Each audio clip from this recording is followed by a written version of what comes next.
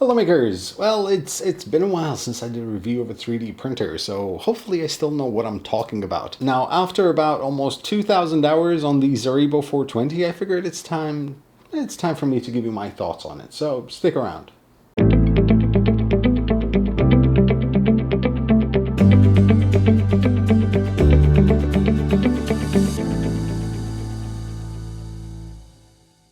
Late last year I received the Zaribo 420 kit from Zaribo, and I did that. I put it together on live stream, which took a while. I believe it took about 8 hours to put together. Now it went together, let's call it relatively easy. At that point the instructions had just been released, so they needed a bit of tweaking, which got me a bit confused during the assembly, but I believe that all of those issues have been sorted out now. And since then, the Zaribo 420 has done a lot of prints, a lot of prints. Now, I was ready for this review quite a while ago. In fact, as you can see, I have quite a lot of prints here, and there was more, much more than this, because 1,000 hours of those almost 2,000 hours were done printing PPE shields during the pandemic. So needless to say, I have a lot to say about the reliability of this printer, but first, some specifications. Now, this is based on the Mark III, so the bed dimensions are 250 by 210. Now, since this is the Zaribo 420, it does have a height of 420 millimeters, so basically that's twice the height of a standard Prusa Mark III. You can also get it at 220 millimeter height and also a 320 millimeter height. Now, this particular model that I have right here on my desk is pretty much the works. It has a Meanwell 320 watt power supply, which is a lot stronger or a lot more powerful than the standard one you get on the Mark III.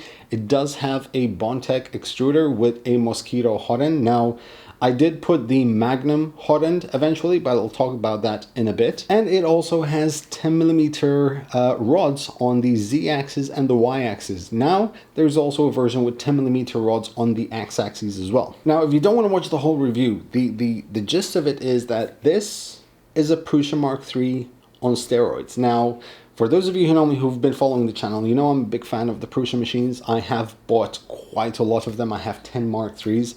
Actually, you know, I have 10 Prusa machines, about 6 of those are Mark IIIs. So if you want to see the review, I'll link it in the video description or just somewhere up here. That will give you a basis of what I feel about on the Prusa Mark III. This is quite a bit of an upgrade from the standard Mark III. It's much more sturdy because it has 2020 rails or extrusions everywhere you look at, so it's quite a solid build. You have the 10 millimeter rods, not to mention the printed parts on this machine are much more beefier than the standard ones you get. So all in all, it's an extremely solid built machine. Now in my case, now this has the upgraded 320 watt power supply.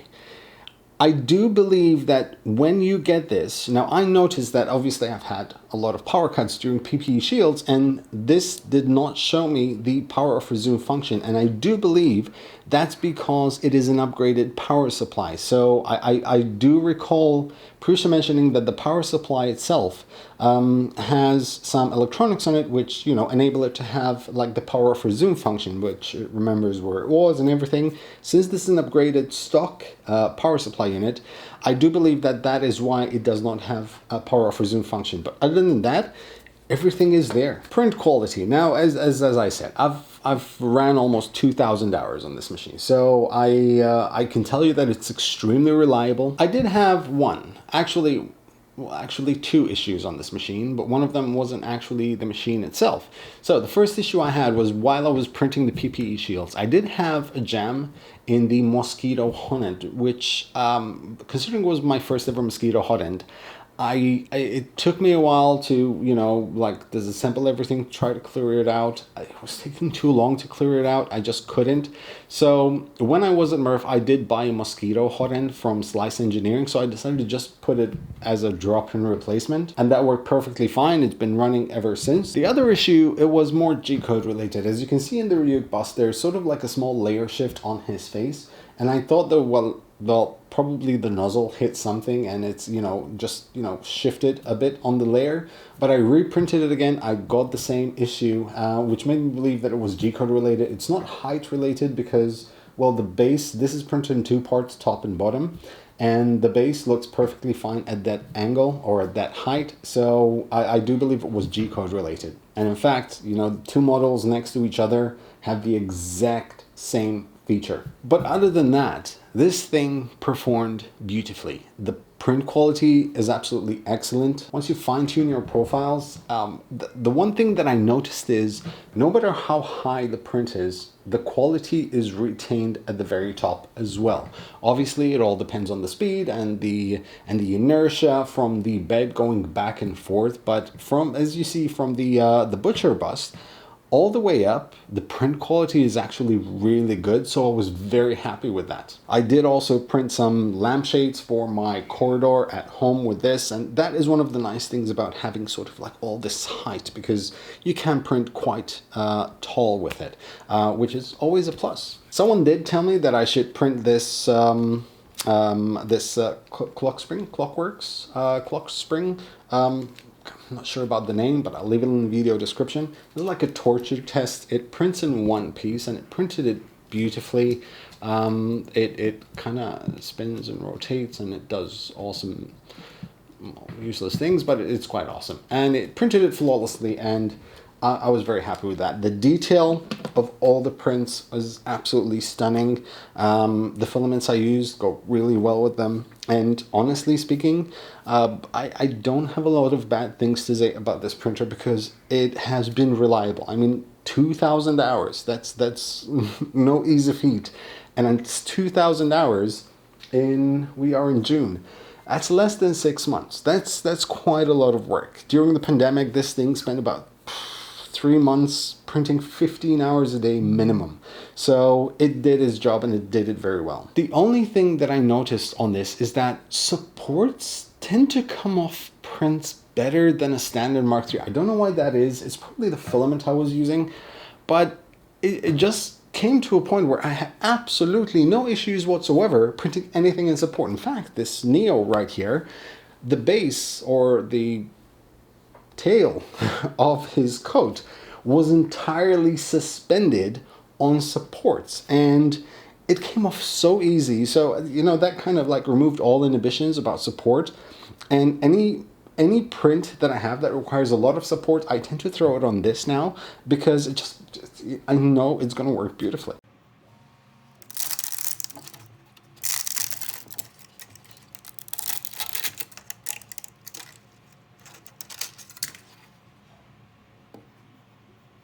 As for the price, now, putting a price on this, there's so many combinations of add-ons that you can put on this machine. You can actually get a Mark III and upgrade it to Zeribo. You can actually buy the kit. In fact, I bought one which I believe cost me about 150 euros, something like that.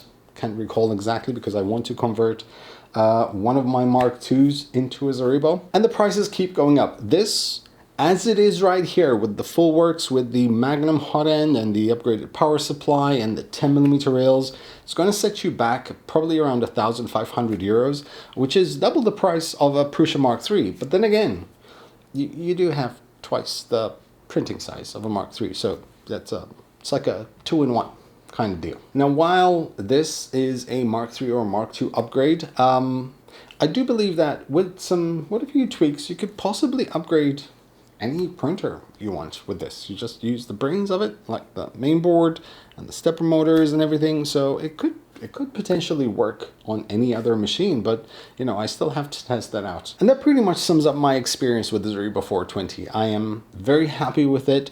The machine was actually sent to me on loan to put it together. The idea was for me to send it back once it's ready, but I am more than happy to pay for it now that it's here, and I use it constantly. I love it. It's an awesome machine to have. In fact, that is why I actually also bought the extra kit, because I want to convert another one into this spec as well, or at least the shorter version of it. Apart from that, Zeribo also offer a lot of spare parts. So during the pandemic, when there was no one shipping any parts, Zeribo were the ones that actually managed to ship me some parts, because I had some other printers which had some issues, and I've managed to also convert my Mark IIs with a removable build plate. Because they had all the stuff that I needed. So that is it. Those are my impressions of the machine. I really like it. If you're in the market for a very solid, reliable printer, As I said, the Mark III is one of my favorite machines because it does the job and it does it extremely well.